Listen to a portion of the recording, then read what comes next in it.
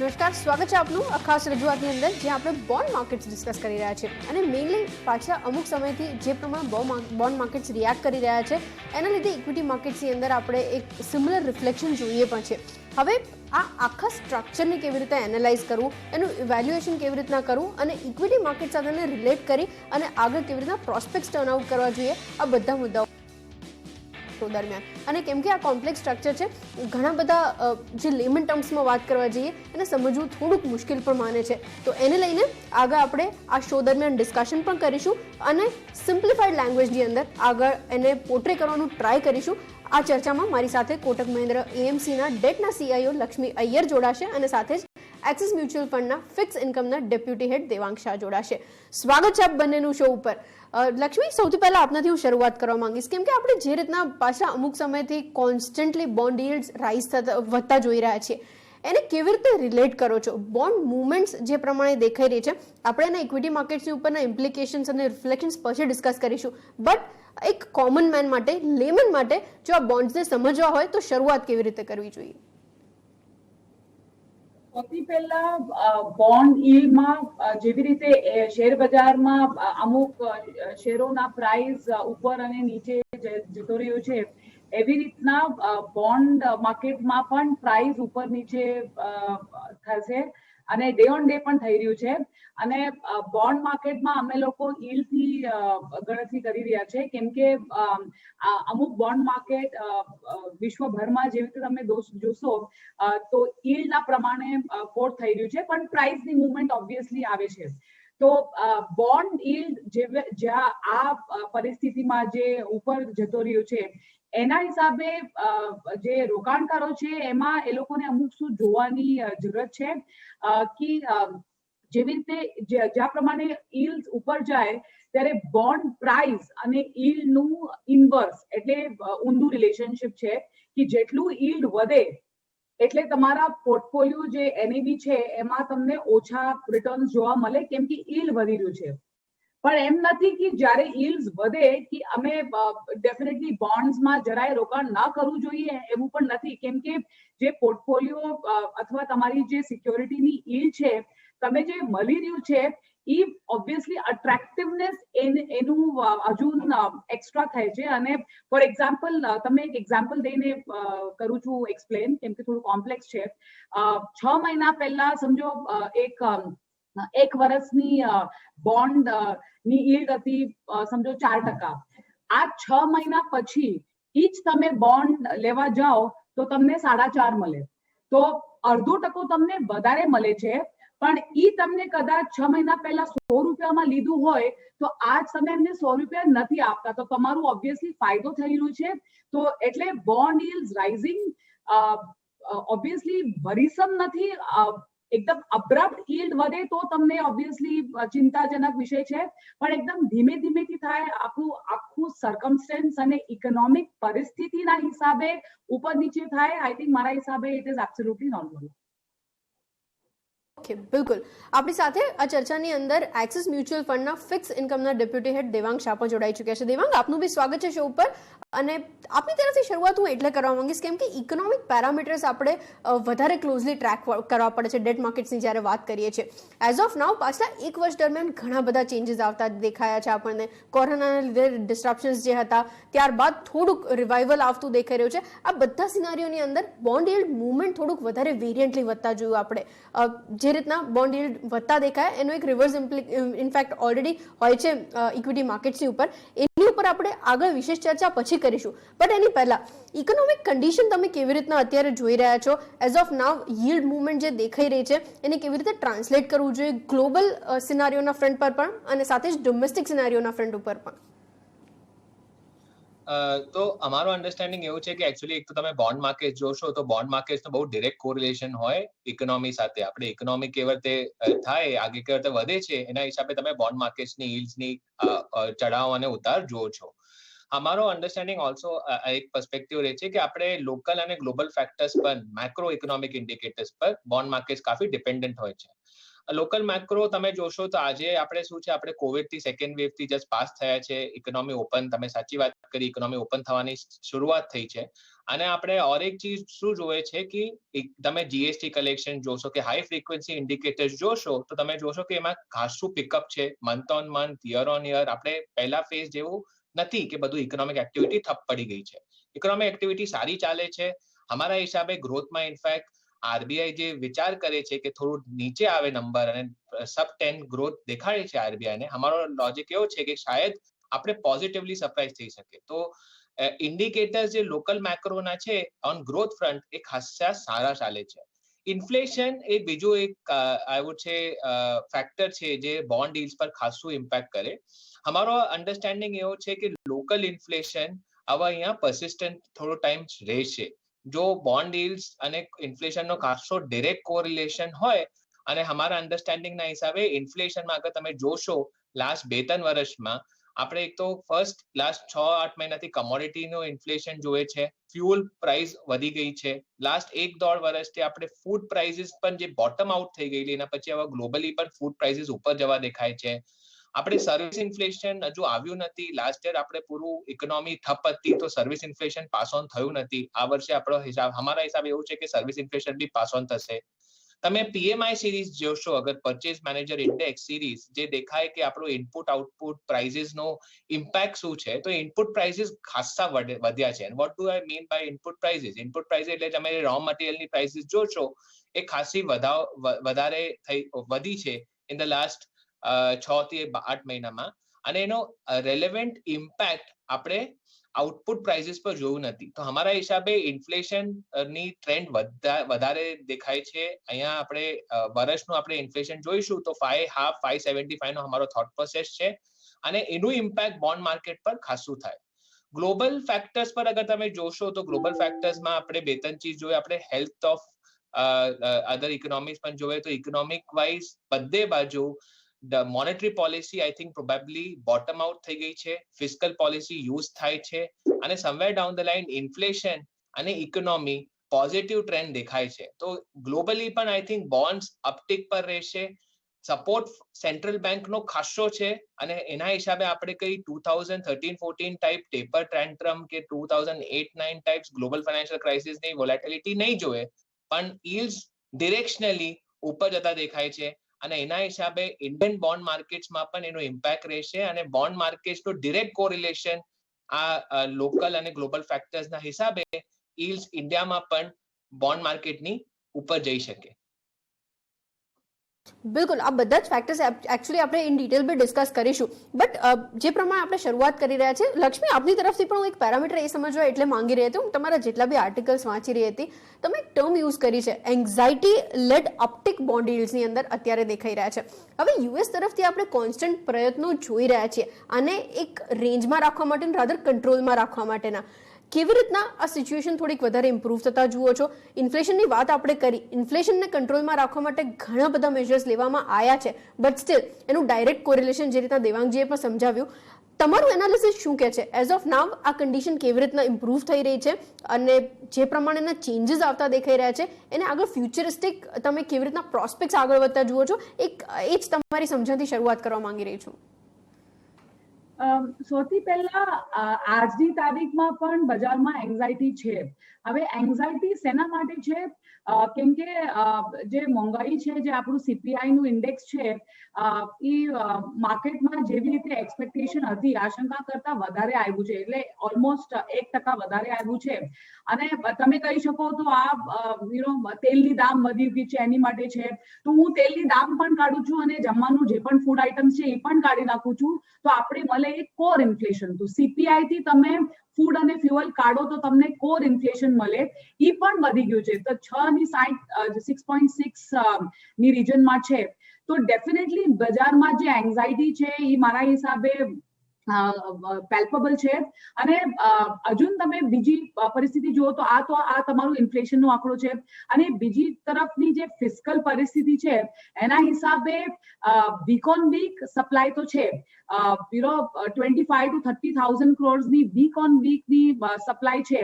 તો આટલું government બોન્ડની supply હોય, તમે એક એન્વિસાજ કરો કે તમારા ઘરે દરેક દિવસમાં, અઠવાડિયામાં નહીં, દરેક દિવસમાં કેસરનું આમ આવે તો એ કેસર તો બગડી જાય ને. ઓબ્વિયસલી તે આમ તમે ડિમાન્ડ ઓછું થાય, કેમ કે એવરી ડે તમારા ઘરમાં ડિમાન્ડ સપ્લાય છે પણ આટલું કન્ઝમ્પશન નથી.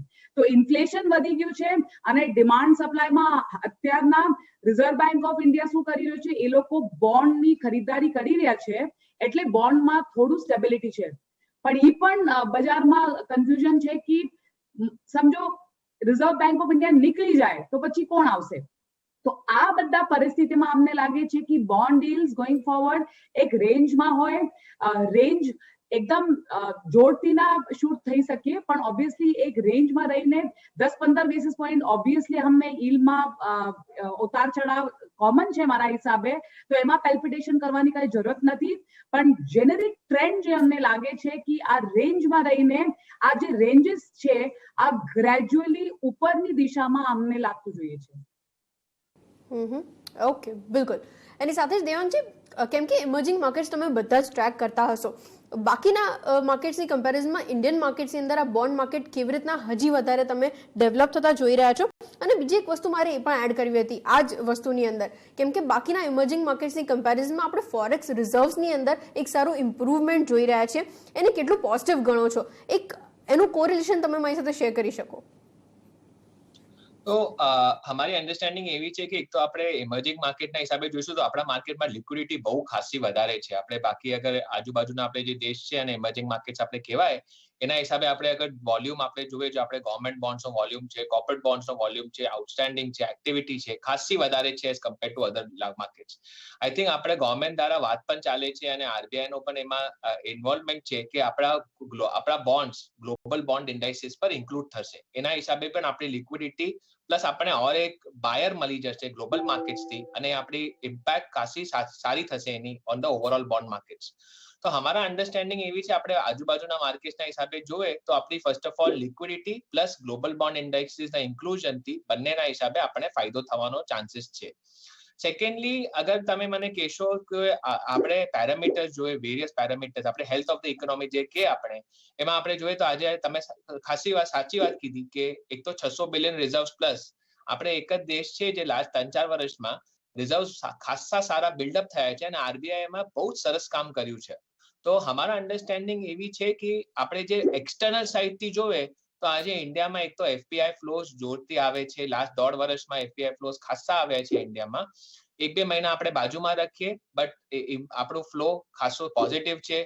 રિઝર્વ્સ ખાસા સારા છે. ગ્રોથ ટ્રેજેક્ટરી કાફી સારી છે.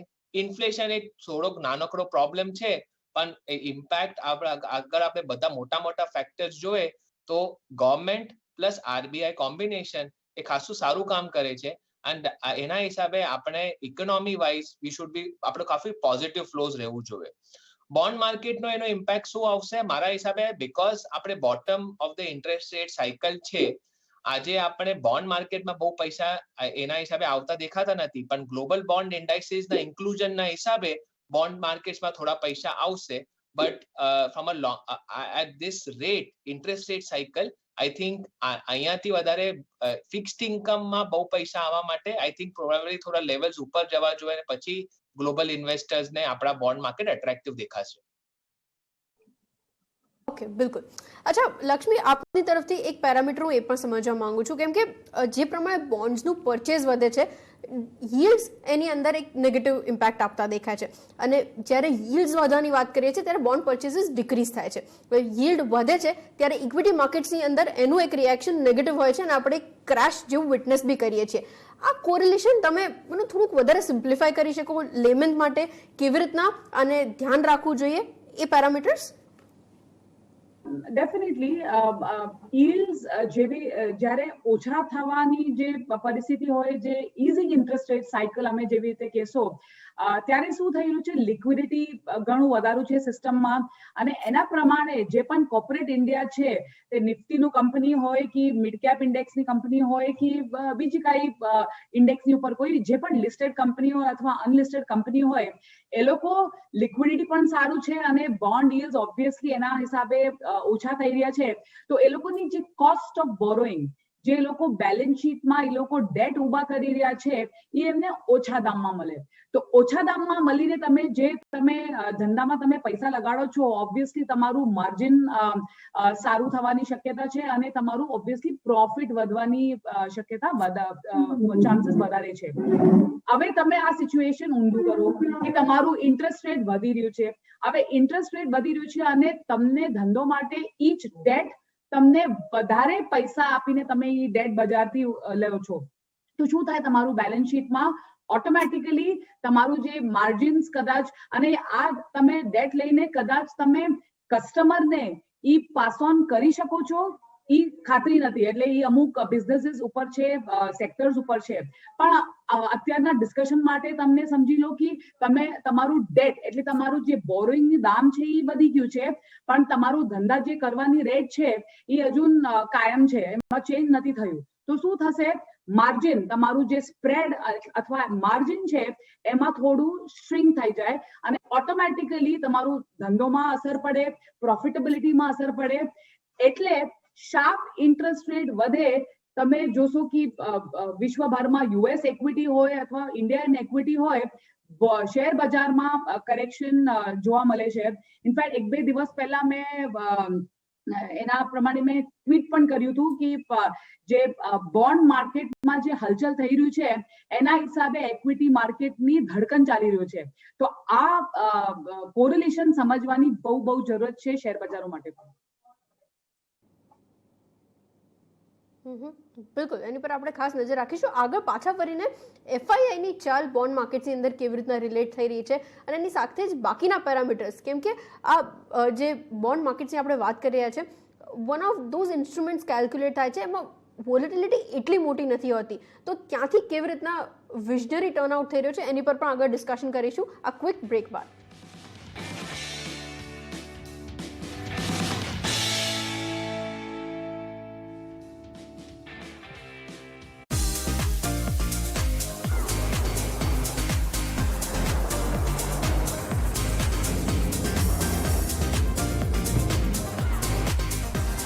New Jaguar F-Pace, hard to forget.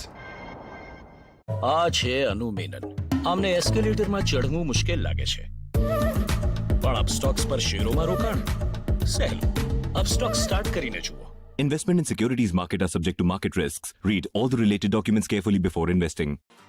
Welcome to a world of endless possibilities in international career of hospitality, travel and tourism sector. A state-of-the-art hotel management institute established by Tourism Corporation of Gujarat Limited, offering integrated 4-year Bachelor of Hotel Management and Catering Technology degree course, backed by a globally recognized syllabus, enriching practical training. Your pathway to a global dream career. SIHM.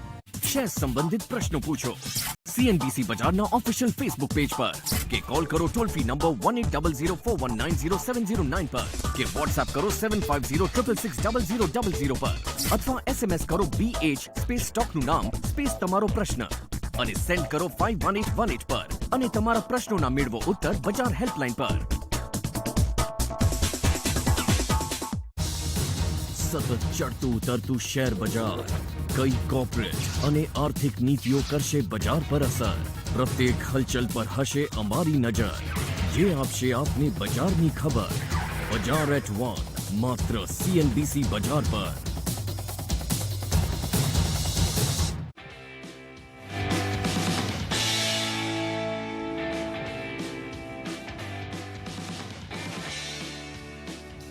સ્વાગત છે આપનું એક વખત ફરીથી આ ખાસ રજૂઆતની અંદર, જ્યાં આપણે બોન્ડ માર્કેટ્સ લઈને કેવી રીતના રિએક્શન્સ આવતા દેખાઈ રહ્યા છે, મેઇનલી એને કેવી રીતે એનાલાઇઝ કરવું જોઈએ એની ઉપર કમ્પ્લીટ ડિસ્કશન કરી રહ્યા છે. અને મારી સાથે આની અંદર બોન્ડ માર્કેટના એક્સપર્ટ્સ પણ જોડાયા છે. કોટક મહિન્દ્રા AMCના ડેટના CIO લક્ષ્મી અય્યર અને સાથે જ એક્સિસ મ્યુચ્યુઅલ ફંડના ફિક્સ ઇન્કમના કો-હેડ દેવાંગ શાહ જોડાઈ ચૂક્યા છે.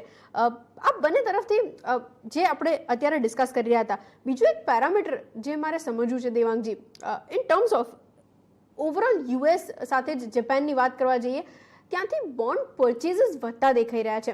હવે એઝ ઓફ નાવ છેલ્લા 2 અઠવાડિયા દરમિયાન 1 કે 2 ઇવેન્ટ્સ એવા હતા જે ટ્રેક કરવા વધારે નેસેસરી હતા.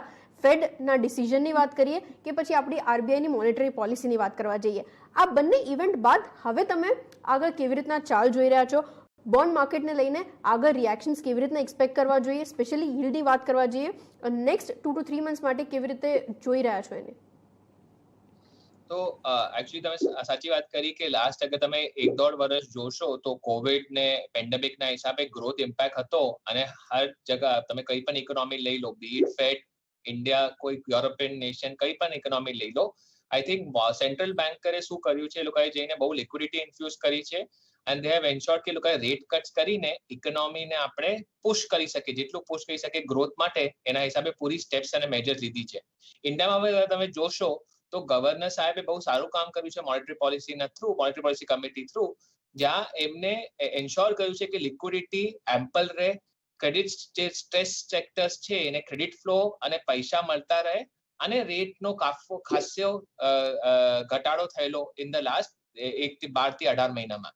અમારા અન્ડરસ્ટેન્ડિંગ હવે શું છે, આપણે મેક્રો ઇકોનોમિક ઇન્ડિકેટર્સ જોવે અને આપણે હેલ્થ ઓફ ધ ઇકોનોમી જોવે તો પહેલા તો ઇકોનોમી ઓપન અપ થવા લાગી છે. સેકન્ડ વેવનો ઇમ્પેક્ટ ગ્રોથ પર જેટલો પહેલો વેવનો લાગતો હતો એટલો લાગતો નથી. તમે અગર જોશો, કોર્પોરેટ સાથે વાત કરશો, મેં કીધું આપણે જીએસટી કલેક્શન જોવે, આપણે હાઈ ફ્રીક્વન્સી ઇન્ડિકેટર્સ જોવે, સિમેન્ટનું કન્ઝમ્પશન જોવે, તો આપણે એવું લાગતું નથી કે ઇકોનોમિક એક્ટિવિટી એટલી ઠપ પડી છે જેટલી ફર્સ્ટ ફેઝમાં પડી છે. આવા અમારો અંદાજો એવું છે કે આરબીઆઈ ધીરે ધીરે અગર ઇકોનોમી બેક ઓન ટ્રેક આવશે અને પોઝિટિવલી સરપ્રાઇઝ થશે, પ્લસ ઇન્ફ્લેશન થોડુંક ઉપર દેખાય છે, એના કોમ્બિનેશનના હિસાબે આરબીઆઈ જે એક્સ્ટ્રાઓર્ડિનરી મેજર્સ જે લાસ્ટ યર ઇન્ટ્રોડ્યુસ કરેલી એ ધીરે ધીરે એ લોકો રિવર્સલ પર દેખાવાનું શરૂ કરશે. એ લોકોએ લિક્વિડિટી ઇન્ફ્યુઝ કરેલી, એ લોકોએ કોરિડોર વાઇડન કરેલો, રેપો અને રિવર્સ રેપોનો જનરલ જે કોરિડોર લાસ્ટ 1-2 વર્ષથી ચાલતો હતો એ 25 બેસિસનો હતો. બીકોઝ ઓફ કોવિડના એન્વાયરમેન્ટમાં આરબીઆઈએ રિવર્સ રેપો અને રેપો કોરિડોર 25 થી 65 બેસિસ કરી નાખેલો. તો એના હિસાબે કોરિડોર નેરો થશે, એટલે રિવર્સ રેપો થોડી હાઇક થશે. લિક્વિડિટી જે આજે 8.5 lakh crore પ્લસની liquidity RBI infuse કરેલી 1 વર્ષમાં, અને હજુ પણ લિક્વિડિટી, ડ્યુરેબલ લિક્વિડિટી જે કહેવાય એ ખાસી વધારે છે. તો ધીરે ધીરે એ સિસ્ટમમાંથી લિક્વિડિટી થોડી એબ્ઝોર્બ કરશે. તો અમારો થોટ પ્રોસેસ એવો છે કે અહીંયાથી નેક્સ્ટ 2-3 મહિના ઓબ્વિયસલી આરબીઆઈ ગાઈડ કરશે માર્કેટને, આરબીઆઈ શ્યોર થશે કે આપણે કઈ ગ્રોથ પર પાછો ઇમ્પેક્ટ નથી થતો, થર્ડ વેવ નથી આવતો, પણ અગર ઇકોનોમી પિકઅપ થવા લાગી તો ધીરે ધીરે મારા હિસાબે આપણે રિવર્સલ મેજર સ્ટાર્ટ કરશે અને માર્કેટને ગાઈડન્સ આપશે. એનું ઇમ્પેક્ટ અમારે શું લાગે છે કે 25 થી 30 બેસિસ યીલ્ડ્સ વધી શકે, બટ એ બહુ ધીરે અને ગ્રેજ્યુઅલ થશે. એ વખતે નહીં થાય કે આપણને એકદમ વોલેટિલિટી ને શોક આવશે. મારા હિસાબે 25 થી 40 બેસિસ યીલ્ડ કર્વ વધી શકે ઇન ધ નેક્સ્ટ 3 થી 6 મહિનામાં. ગ્લોબલી ફેડે બહુ ડવિશ વાત કરી છે, પણ માર્કેટ એક્સપેક્ટેશન કરતા ફેડ થોડો હોકિશ છે. એ લોકોએ રેટ હાઇક્સની વાત કરી નાખી છે 2023માં 2 રેટ હાઇક્સની. પ્લસ ફેડનો ઓર એક એક્સપેક્ટેશન છે કે અગર ઇકોનોમી અને ઇન્ફ્લેશન ત્યાં પણ ઓપન અપ થાય છે અને ઇન્ફ્લેશન વધે છે, તો જે એ લોકોનો બી ગ્લોબલ પરચેસ પ્રોગ્રામ હોય છે, જે એસેટ પરચેસ પ્રોગ્રામ છે, એ એસેટ પરચેસ પ્રોગ્રામ એ લોકો પણ થોડું અનવાઇન્ડ કરવાનું શરૂ કરશે. તો સપ્ટેમ્બર થી ડિસેમ્બરના વચ્ચે અમારો અંદાજો છે કે જે ગ્લોબલ એક્વિઝિશન એ લોકો કરે છે બોન્ડ્સનું, એ પણ થોડું અનવાઇન્ડ થશે, એ લોકોનું પણ બોન્ડ અનવાઇન્ડ થશે, આપણું પણ મેજર્સ અનવાઇન્ડ થશે અને રેટ થોડા ઉપર જવા દેખાશે. તો બોન્ડ માર્કેટ ઇન્વેસ્ટર્સને આ વખતે આ ટાઈમમાં શોર્ટ ટર્મ અને low duration type of fund, જેનું ડ્યુરેશન 1 વર્ષથી 2 વર્ષના અંદર હોય, એ ટાઈપ ઓફ ફંડ્સમાં ઇન્વેસ્ટ કરવું જોઈએ at this point of time. Analysing આપણે macro interest rate cycle, global અને લોકલ ફેક્ટર્સના હિસાબે શોર્ટ ટર્મ ફંડ્સ અને લો ડ્યુરેશન ફંડ સ્ટ્રેટેજીસમાં ઇન્વેસ્ટ કરવું જોઈએ. ઓકે, બિલકુલ. અને એકચ્યુઅલી હિસ્ટોરિકલી આપણે જોયું પણ છે, વધારે ઇમ્પેક્ટ જ્યારે જોઈએ છે આપણે બોન્ડ માર્કેટ્સની અંદર પહેલાં આવે છે ને ત્યારબાદ આપણે એને આગળ થોડું ટ્રાન્સલેટ થતા જોઈએ છે. લક્ષ્મી, કેમ કે તમે આ વસ્તુઓ સાથે વધારે પ્રેક્ટિકલી રિલેટેડ છો અને રોજ આ મુવમેન્ટ્સ જુઓ બી છો, એક વસ્તુ મારે એ પણ સમજવી હતી, એફઆઈઆઈની ચાલ આ વર્ષ દરમિયાન કેવી રહી છે, સ્પેશિયલી ડેટ માર્કેટ્સની વાત કરવા જઈએ તો એમાં, કેમ કે ગવર્મેન્ટ બોરોઈંગ વધતું દેખાઈ રહ્યું છે અને ધ વે આપણે કોરિલેશન ડિસ્કસ કર્યું, બોરોઈંગ વધે છે બોન્ડ્સનું, તો ત્યાંથી યીલ્ડ્સની ઉપર નેગેટિવ ઇમ્પેક્ટ હોય છે. કેવી રીતના જોયું છે તમે આ કમ્પ્લીટ સિનારીઓને, અને તમારી તરફથી એક અહીંયા આગળથી આઉટલુક એને કેવી રીતના ટ્રેસ કરવું જોઈએ?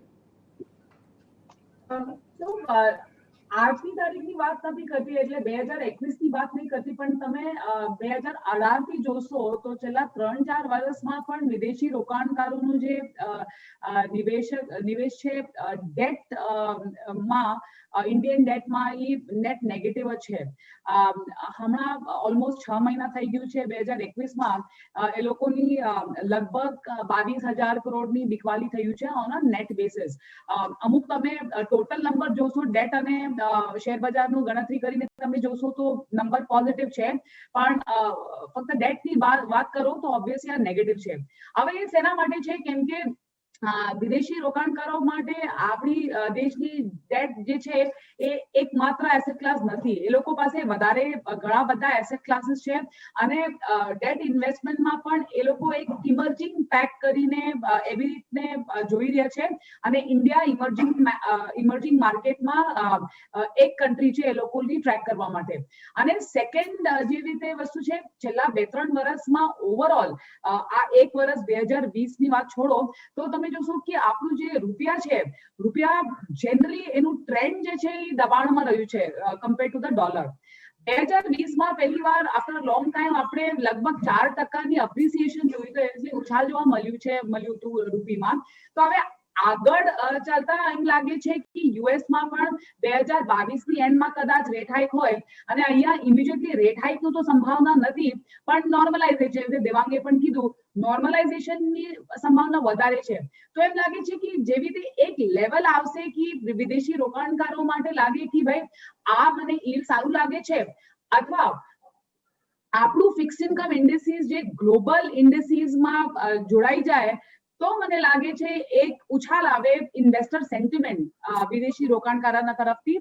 નહીં તો આ જે ટ્રેન્ડ છે અમને લાગે છે કદાચ કાયમ રહેશે. ધીમે ધીમે એ લોકો વેચી રહ્યા છે, કેમ કે યુએસમાં પણ યુએસ વધી રહ્યું છે, અને રિલેટિવ વેલ્યુ ટ્રેડમાં એ લોકોને કદાચ યુએસ વધારે હમણાં સારું લાગે છે.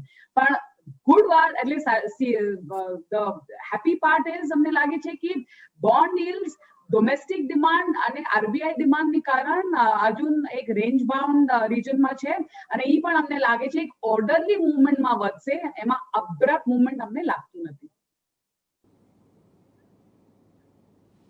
ઓકે, બિલકુલ, એની પર આપણે ખાસ ધ્યાન રાખતા રહીશું. એની સાથે જ આ શો હું અહીંયા જ વાઇન્ડ અપ કરું છું. આભાર લક્ષ્મી આપનો પણ, અને દેવાંગ આપનો પણ જોડાવા માટેના કમ્પ્લીટ ડિટેલ્સ અને સાથે જ એનાલિસિસ આપણા દર્શકો સાથે ખાસ સિમ્પ્લિફાઈડ લેંગ્વેજની અંદર પોર્ટ્રે કરવા માટે. તો આ શોમાં અત્યારે આટલું જ. મને બી આપશો રજા. વધુ સમાચારો માટે આપ જોતા રહો CNBC બજાર. નમસ્કાર.